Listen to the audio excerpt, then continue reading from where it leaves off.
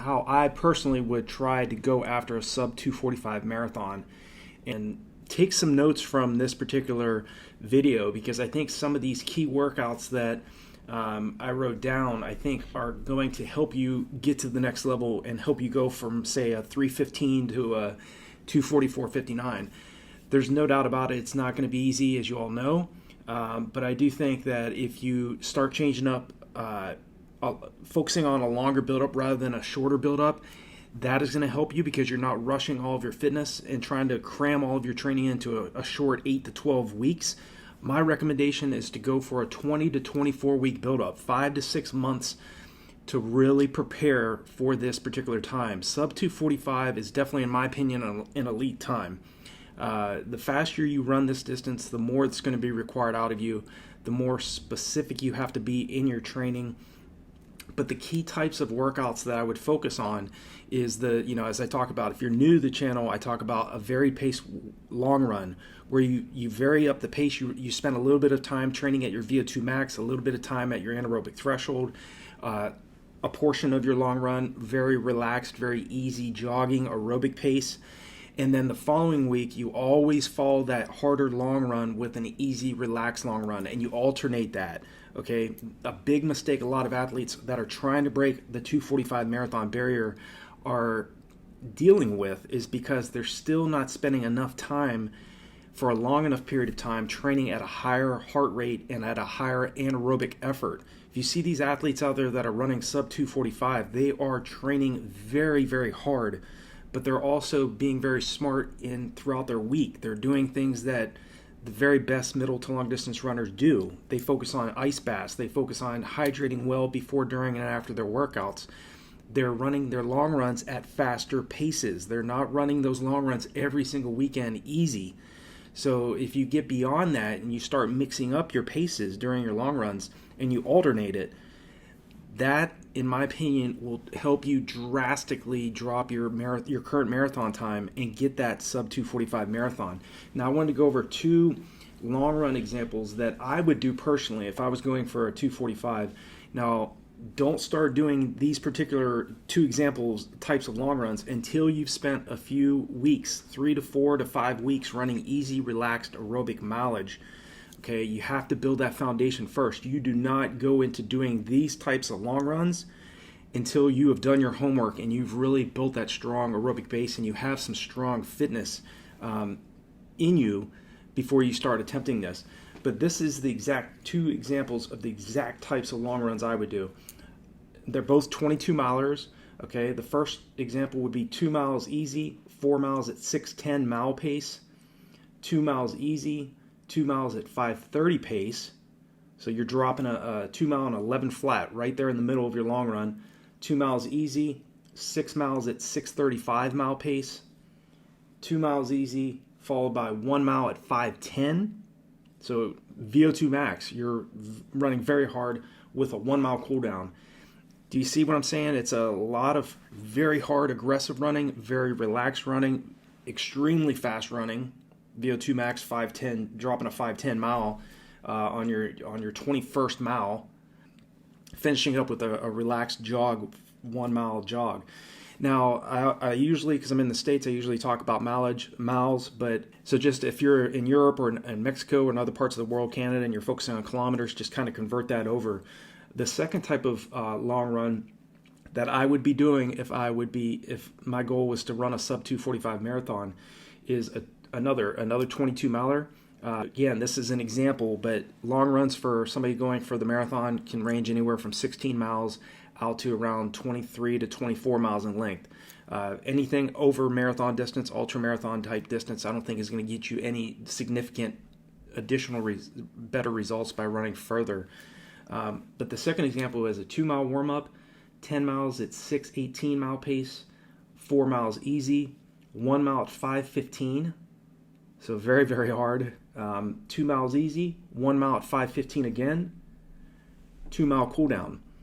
So again, you always follow that following week's long run relaxed and easy, because this type of workout will probably be the most difficult workout that you do. Me personally, over the years, the hardest workouts I ever did was my long runs, the varied pace long runs. And these are examples of them, because you're running for such a long period of time, but you're running it very hard at your VO2 max, you're running at anaerobic threshold for a long period of time, and then again speeding up and slowing down. And it's very difficult both mentally and physically to do this type of workout. So my recommendation is give yourself at least 48 hours of easy jogging after you do these types of long runs. Okay, there were times where I needed up to 72 hours of recovery after doing these types of very paced long runs, because in a way they're short, they're almost like races in a way.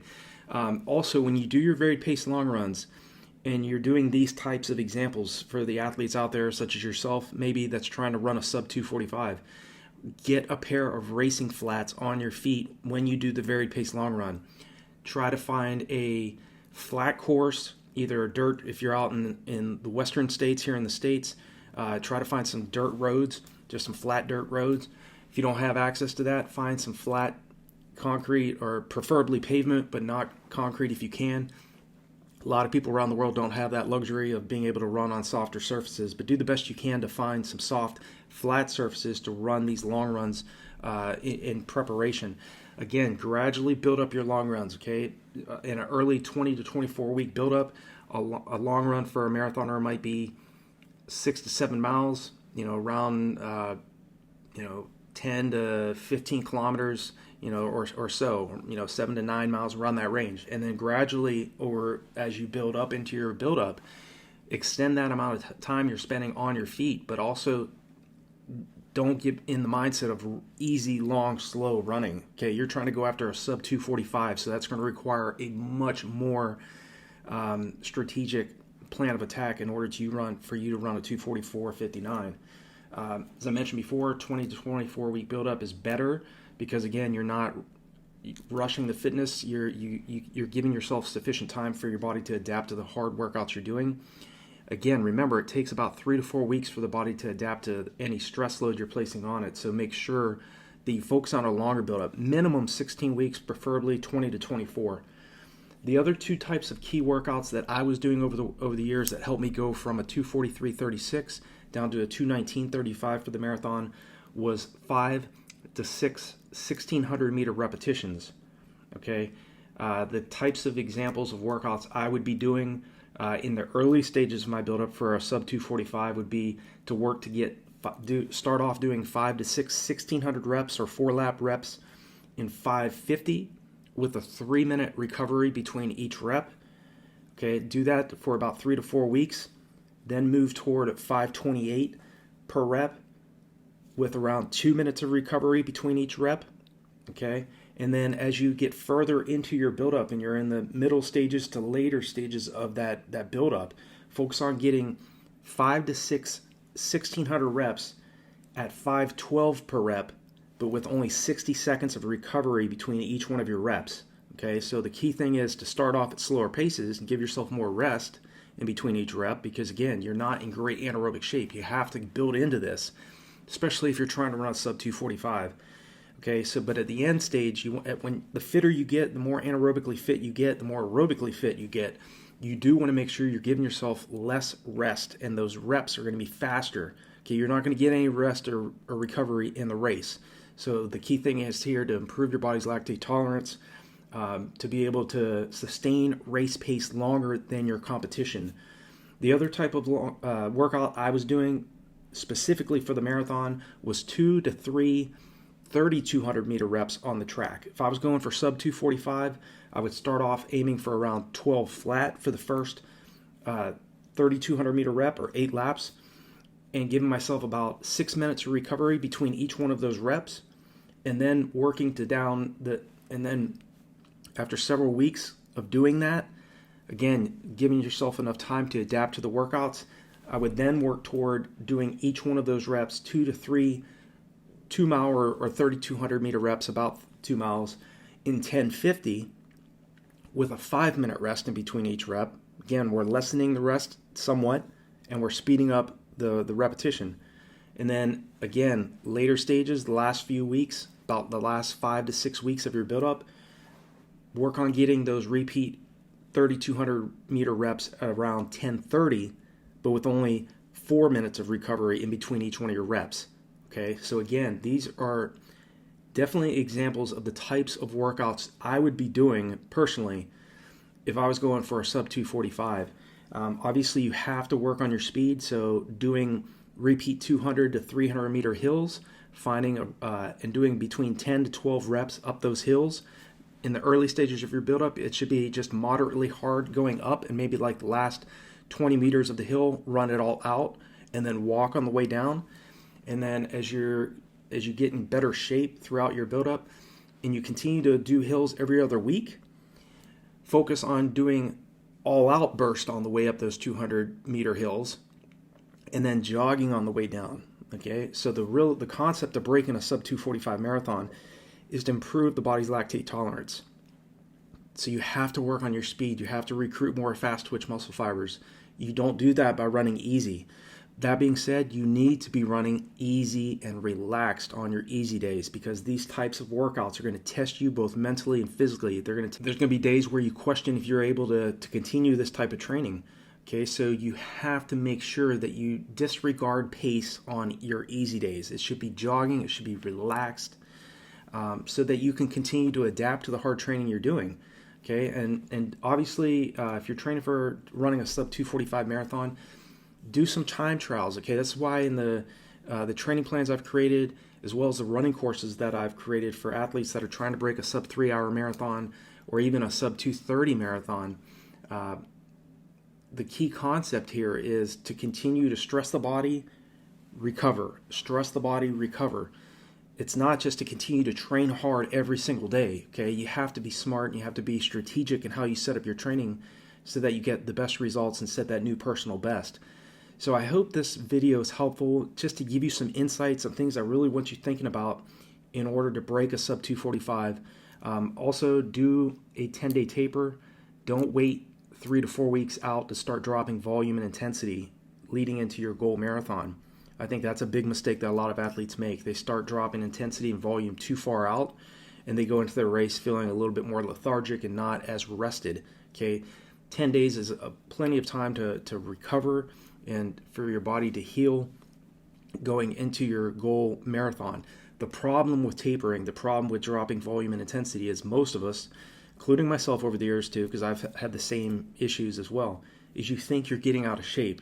You think just because you're going from, say, 100 miles a week to running 25 miles a week or 30 miles a week going into your last few days of your marathon, you think you're getting out of shape. You're not. Okay, it's just because you're so used to doing those hard track workouts and long runs that you think because you're backing off for some reason you're not going to be ready. Okay, so be patient with yourself in the taper phase, but do a 10-day taper going into your goal race. Last workout, 4 days out from your goal marathon where you're going for this sub 245, I want you doing a 3-mile run 4 days out from your goal race at goal marathon pace. In this case, 6:18 mile pace or 3:55 per kilometer pace. That is the last workout you need to do. The last 3 days leading into the race should be jogging or off. Okay, so maybe some light strides 2 days out from their goal marathon, or especially the morning of the race, do a few, couple 2 to 3 100-meter strides, easy 1 mile jog, 1.6 kilometer jog, and then maybe a relaxed, easy 1.6 kilometer jog, or about 1 mile jog after the race, just to shake out your legs. And again, make sure you're getting an ice bath after the race if you can, and a massage. Okay, that's key. I would recommend taking off a minimum of a week off after your race as well. Okay, again, a lot of athletes want to continue to train. You can jog very lightly, okay, 12, 13-minute mile pace, relax, just easy trotting a couple days after the race if you want to do that. But my recommendation is complete rest, hydrate well, take care of your body, and set yourself up for success for the next build-up. Hope this was helpful for you. Leave me a comment below. Let me know what you think about this particular setup for the sub 245 marathon. Hopefully this was helpful to give you some insight on some of the things you really need to be thinking about. If you have any questions or concerns, leave me a comment below. I'll reach back out to you. If you're new to the channel, hit that subscribe button and the bell icon so when I make new videos, you'll be notified of it. and I will talk to you guys and gals all in the next video.